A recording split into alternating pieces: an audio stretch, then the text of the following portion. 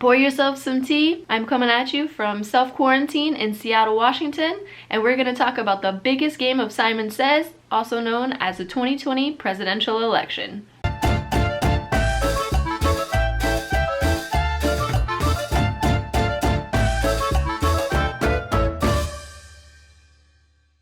So first, just to clarify, I am self-quarantining here in my house, in my room in Seattle, Washington, but I am not sick with the coronavirus. So if you have been with me for a little while, you may have seen a video that I posted 3.5 years ago called Why I Don't Vote. Basically, it was saying that I hadn't cast a ballot since the 2008 presidential election, and up until just a few weeks ago, that was my intent. I was not planning on voting again this year. But what I witnessed in the last few weeks really had me contemplating a lot, and ultimately I changed my mind. So I did register to vote on the last possible day, which was February 18th in my home state of Florida, which is where my permanent address is located. I just am disgusted by the way that the Democratic National Committee has been railroading Bernie Sanders. They have just been doing so much bullshit to deny him the nomination for the Democratic Party. For instance, let's talk about what happened right before Super Tuesday last week. You mean to tell me Pete Buttigieg and Amy Klobuchar just suddenly decided to drop out of the race right before Super Tuesday?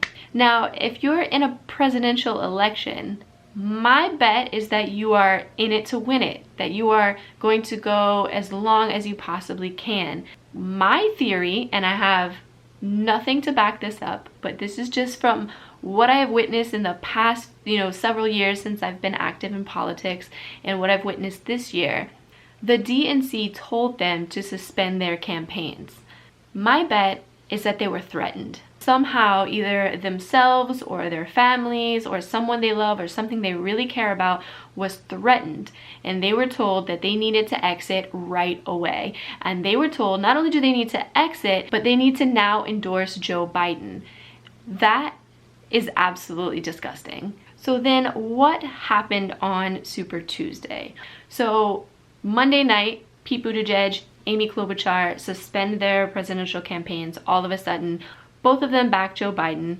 Then we get to Super Tuesday and we have states like Alabama, Arkansas, California, Colorado, Maine, Massachusetts, Minnesota, North Carolina, Oklahoma, Tennessee, Texas, Utah, Vermont, and Virginia all voting on this one day for the presidential primary. First thing is first, every state has the ability to create their own rules, basically, for the presidential primaries. So for instance, my home state of Florida is a closed primary state, which means that you can only vote for the party that you are registered for. I, whom would have typically, if I was going to register again, have registered as an independent, I had to register as a Democrat in order to vote for Bernie Sanders. If you are registered as a Republican, you have to vote Republican. If you're a registered Democrat, you have to vote for the Democrat. Not every state is like that. Some states are open primaries. Some states you can be affiliated with any party and go and vote. This, I think, is a huge turnoff. First of all, people either have to switch their affiliation if they're not affiliated with the party that they want to vote for, or like a lot of people in the past, and I'm sure in this election as well, showed up to their polling places to find out that they were not on the register as that particular party, even though they might have had their voter's registration card. They might have, just like claimed like, no, I'm a registered Democrat. I've always been a registered Democrat. The system, which is digital, has somehow switched party affiliations for multiple people. And so when they show up, no matter what they claim or what proof that they have that they're registered as that party, the poll worker can turn them away, can say that they cannot vote. And this is extremely undemocratic. We shouldn't even have to register under a party affiliation. In Cuba, for instance, when everyone turns 18, they are automatically registered to vote. You're not registered under the Communist Party, you're not registered under any party, you are just registered to vote. You can exercise that right to vote if you would like. You don't have to if you don't want to. That's the way it should be here. That means that I believe that all states should have the exact same rules. That way there's no confusion, because there is just so much chaos that goes into these US presidential elections, and on the local level as well, but definitely when it comes to presidential elections, as more people are apt to vote. So this is one way that people are turned away, and not everyone has the resources or the time to stick around and say, hey, like, I know I'm registered as this party, you know, like I'm gonna stay here until we figure this out. So two brings me to the immensely long lines that a lot of people in Los Angeles and Texas and other places saw when they showed up to the polls. People in Los Angeles that were interviewed had been waiting for 5.5 hours at their polling places to vote because of faulty machines. Now, this is thing number two. So, long lines. You show up, you see that line, you know that, you know, you expected to just show up and be able to vote, you know, pretty rapidly and then go to work. If you see that line and you know you can't wait that long, that's somebody that just lost out on being able to vote. We don't get a holiday for our day to vote. So this is the second thing.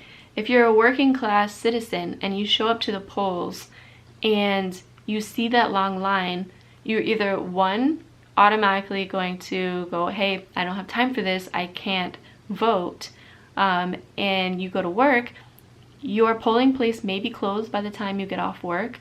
Or if you decided to stand in line and try to wait it out, you know, after a little while might ultimately have to leave to go to work or to go pick up your kids or what have you, or, you know, fulfill some other obligation. The people that were interviewed said, you know, like, after waiting that so many hours, they saw plenty of people dropping out, you know, for a variety of reasons. Third, as I just mentioned a bit ago, faulty machines. So there's like so much around this particular topic. So these machines should have been already like tested, you know, and made sure that they were functioning correctly by the time that the day comes around that people are to use them to vote. So there's that, and kind of surrounding that as well is people who come in and they are not in a closed primary. So they may be in a state that has an open primary, but they have to request a specific ballot.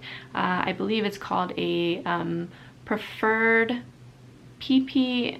I can't remember, but I'll put it somewhere on the screen here. If they are given a different ballot by the poll workers, which I read an article or watched a video about someone who was talking about how this happened to him, and he just happened to know the specific ballot that he needed, and the poll worker gave him the incorrect one. But he told the poll worker, he said, no, you gave me the wrong one, I need the other one. And they were adamant, like, no, that's the correct one, that's the one you're supposed to have. And then there was like a bunch of you know, chaos around it, and people, you know, finally came over. Apparently the ballot that he really needed, there were a stack of them in a box underneath the table of the polling worker. So Oklahoma City, their mayor went to his polling place to try to vote, and they turned him away because he was not on the roster. Long story short, he said that he would come back at a later time. And he acknowledged in the interview that he had that not everybody is afforded that privilege to be able to come back. Not everybody is afforded the privilege to be able to say, I'm the mayor of this city, let's get to the bottom of this. Why I'm not, you know, this has been my polling place for years. Like, I know I should be on that roster. Turns out the poll worker switched his first and last name, and that was it.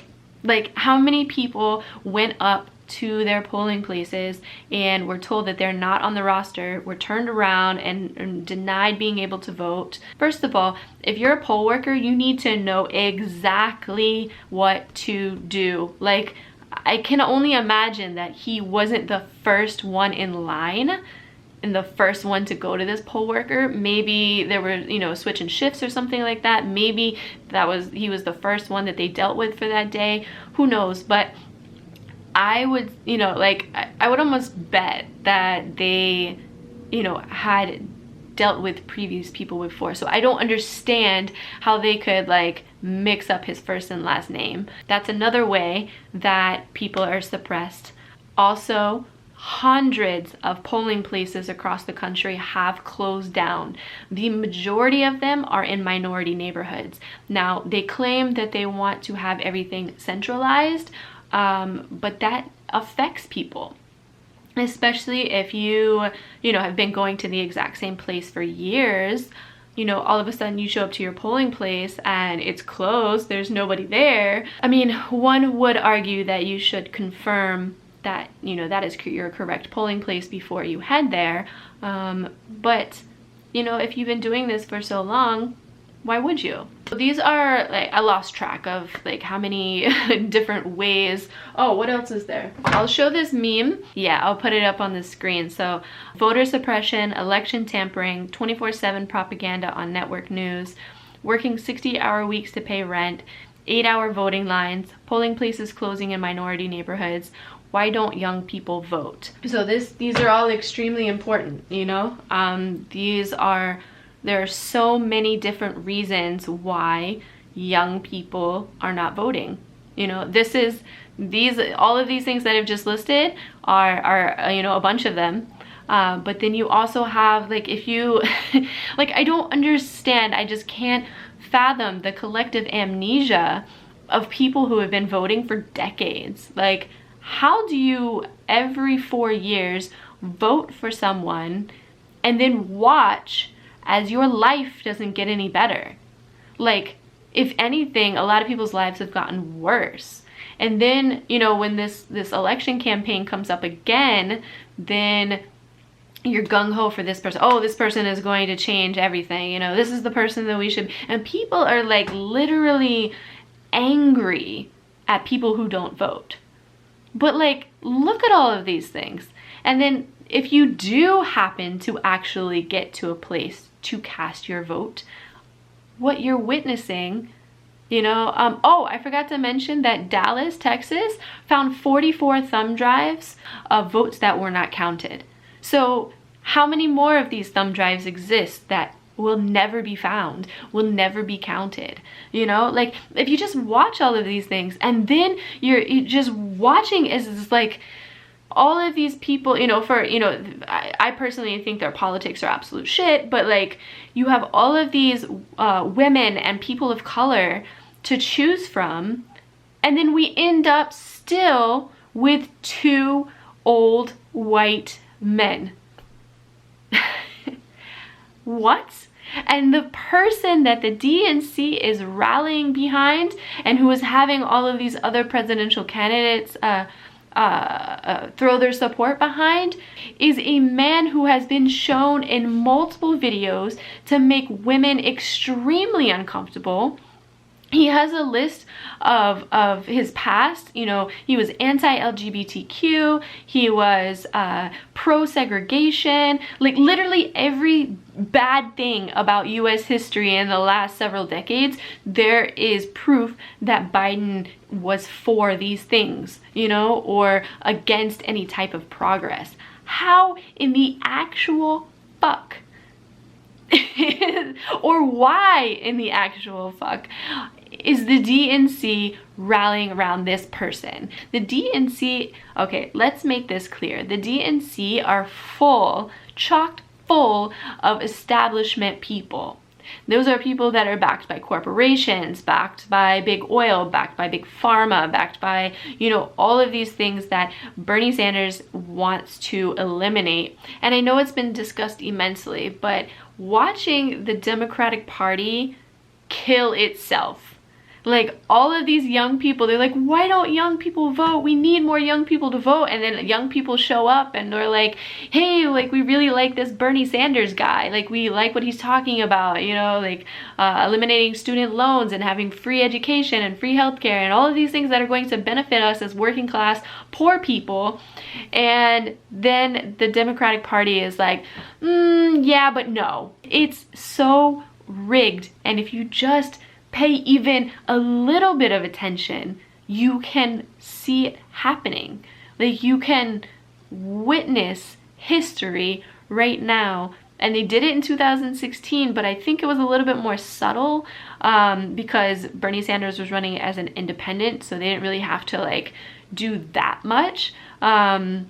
But now that he's running as, you know, as a Democrat, they're like, oh fuck, like we really gotta like do something about this guy. So this is their last ditch effort. Like they understand their time is up. Their time is coming to an end.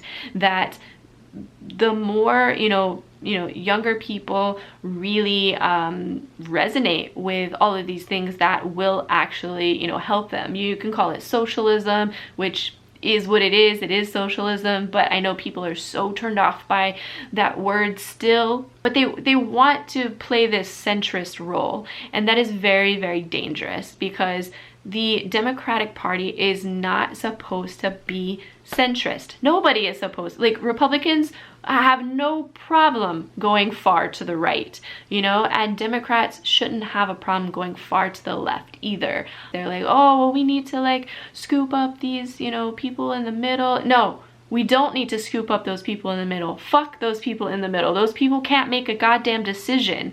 That's what the people in the middle are. They're trying to play both sides. They're trying to be on the fence. Instead, just be a fucking fascist or be a progressive, like we don't need people in the middle. Our planet is going to die. Not the planet, like I hear George Carlin just like screaming right now. Like the planet is going to be just fine, but all of, like the vast majority of life, cockroaches and some bacteria will probably make it through, but like humans, we're fucked. Like, if I have a smile on my face and I'm laughing and everything, but it's not funny. It's really not funny. Like, this election is so important because this is literally going for the next 4 years. If we get Joe Biden, everything is going to continue as normal. Everything is going to continue the way that it has been, and it is headed towards self-destruction. And it sucks because there's millions of us at the bottom who literally don't want any of this. But the people that hold the power, the people that hold the US military in their hands, the people that hold the police, the people that hold the judges and the court system, they're the ones that really make the ultimate decisions. It doesn't matter what the majority of us want, and they hold that power because the vast majority of people allow them to continue to hold that power. If people really would recognize what it is that is happening and they would really rise up. What I'm witnessing is that people are still very much ignorant, and we're seeing that right now with the coronavirus. It needs to be taken seriously. I don't think that there's necessarily a reason to spread so much fear.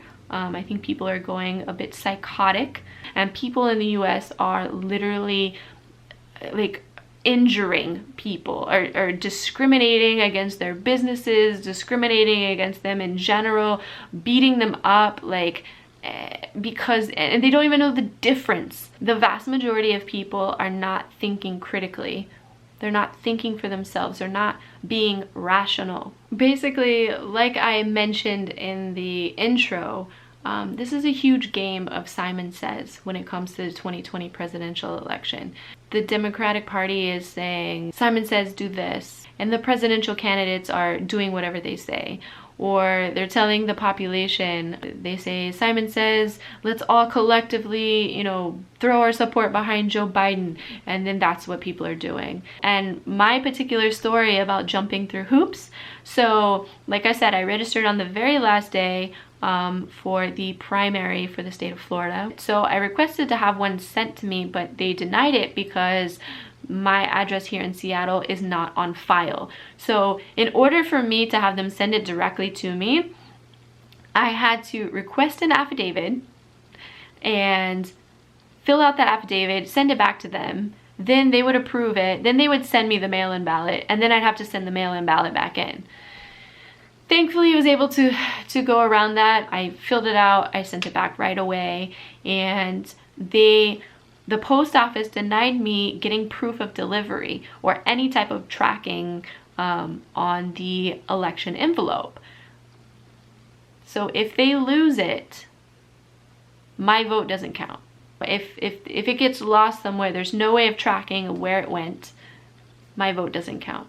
There is a website that I found on the envelope that they sent me the mail-in ballot in, where I can go, and I have been monitoring it. It will tell me, it tells me that they've already sent out the mail-in ballot, and then it'll say when it's received, and it'll tell me when it's counted. In conclusion, for everything, we do not live in a democracy. I absolutely cannot stand this country, the way that it's run, and people's automatic response still, after all this time, is to tell me to leave the country or to go to North Korea or to Cuba and see what it's like there. And then they kind of freeze when I say, like, I've been to Cuba, I know what that's like. The things that they get wrong, they're not afraid to admit that they got wrong, and they're not afraid to correct them. That's the difference with the United States. The United States continues to point its finger at different countries and say that they're violating human rights. It's called American exceptionalism and also hypocrisy. I won't lie, there's a huge part of me that wants to leave and just never fucking look back. And if I get the opportunity, I likely will take it. There's also a part of me that says, while I'm here, I need to stand up and fight. And I need to keep voicing my opinion and voicing truth. We are in a race against time. We do not have all of the time in the world. We have a choice, you know? Are we going to stand up and act and get things right just in the nick of time? Or are we just gonna stand by and be complacent and just worry about ourselves and our immediate family? They say that this is not our planet, that we are just borrowing it from the following generations. What are we going to do to get it right? And will we get it right? That is the ultimate question, I think, for our lifetime. With that, I will leave you with some tea. And as always, revolutionary love.